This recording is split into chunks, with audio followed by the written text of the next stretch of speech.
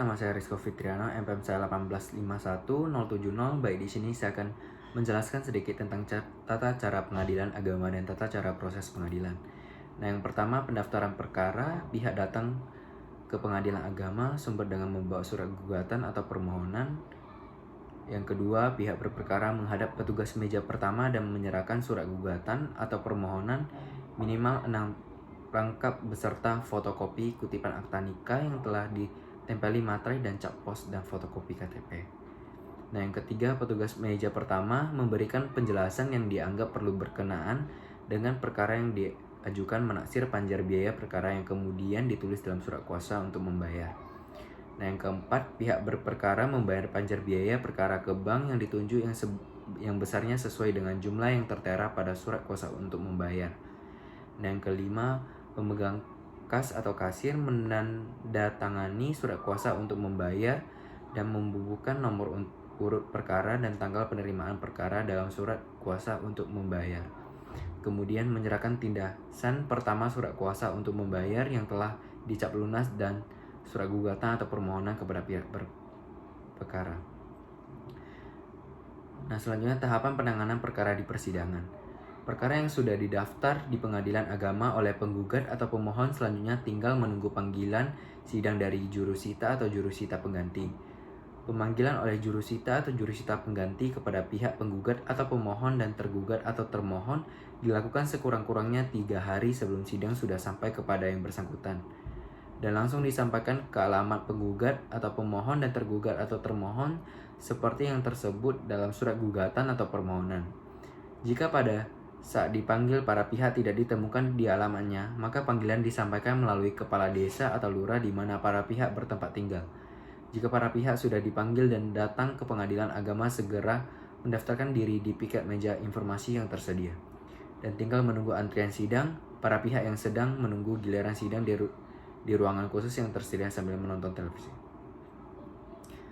Tahapan-tahapan penanganan perkara di persidangan. Yang pertama, ada upaya perdamaian. Pada perkara perceraian seperti cerai gugat dan cerai talak, hakim wajib mendamaikan kedua belah pihak berperkara pada setiap kali persidangan.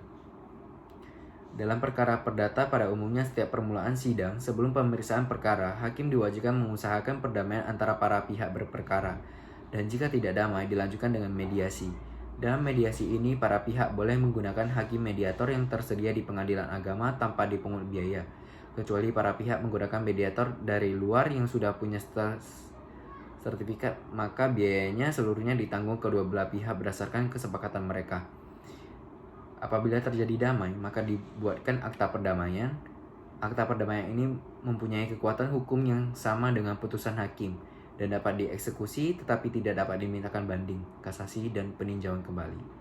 Apabila tidak terjadi damai dalam mediasi, baik perkara perceraian maupun perkara perdata umum, maka proses pemeriksaan perkara dilanjutkan. Selanjutnya, pembacaan surat gugatan penggugat. Sebelum surat gugatan dibacakan, jika perkara perceraian, hakim wajib menyatakan sidang tertutup untuk umum.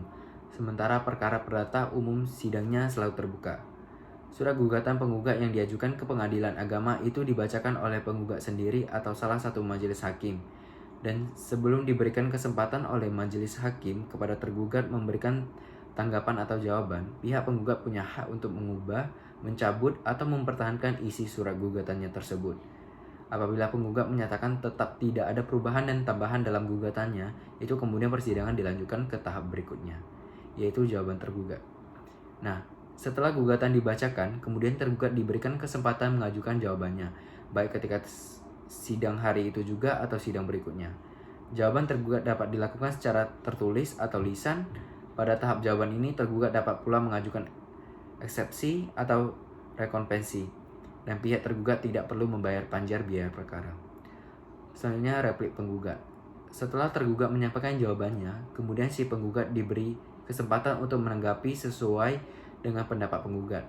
Pada tahap ini mungkin penggugat tetap mempertahankan gugatannya atau bisa pula merubah sikap dengan membenarkan jawaban atau bantahan tergugat. Selanjutnya, duplik tergugat. Setelah penggugat menyampaikan repliknya, kemudian tergugat diberi kesempatan untuk menanggapinya atau menyampaikan dupliknya. Dalam tahap ini dapat diulangi sampai ada titik temu antara penggugat dengan tergugat. Apabila acara jawab-menjawab dianggap cukup oleh hakim dan masih ada hal-hal yang tidak disepakati oleh kedua belah pihak, maka hal ini dilanjutkan dengan acara pembuktian. Selanjutnya, pembuktian. Pada tahap ini penggugat dan tergugat diberi kesempatan yang sama untuk mengajukan bukti-bukti, baik berupa bukti surat maupun saksi-saksi secara bergantian yang diatur oleh hakim. Selanjutnya, kesimpulan para pihak. Pada tahap ini baik penggugat maupun tergugat diberi kesempatan yang sama untuk mengajukan pendapat akhir yang merupakan kesimpulan hasil pemeriksaan selama sidang berlangsung menurut pandangan masing-masing. Kesimpulan yang disampaikan ini dapat berupa lisan dan dapat pula secara tertulis. Selanjutnya, musyawarah majelis hakim. Rapat permusyawaratan majelis hakim bersifat rahasia. Dalam rapat permusyawaratan majelis hakim, semua hakim menyampaikan pertimbangan atau pendapat baik secara lisan maupun tertulis. Jika terdapat perbedaan pendapat, maka diambil suara terbanyak, dan pendapat yang berbeda tersebut dapat dimuat dalam putusan. Selanjutnya, putusan hakim. Setelah selesai musyawarah majelis hakim, sesuai dengan jadwal sidang, pada tahap ini dibacakan putusan majelis hakim. Setelah dibacakan putusan tersebut, penggugat dan tergugat berhak mengajukan upaya hukum banding dalam tenggang waktu 14 hari setelah putusan diucapkan. Apabila penggugat atau tergugat tidak hadir saat dibacakan putusan, maka jurusita pengadilan agama akan menyampaikan isi atau amar putusan itu kepada pihak yang tidak hadir, dan putusan baru berkekuatan hukum tetap setelah 14 hari amar putusan diterima oleh pihak yang tidak hadir itu. Mungkin itu saja yang bisa saya jelaskan. Terlebih terkurang saya mohon maaf. Sekian, terima kasih.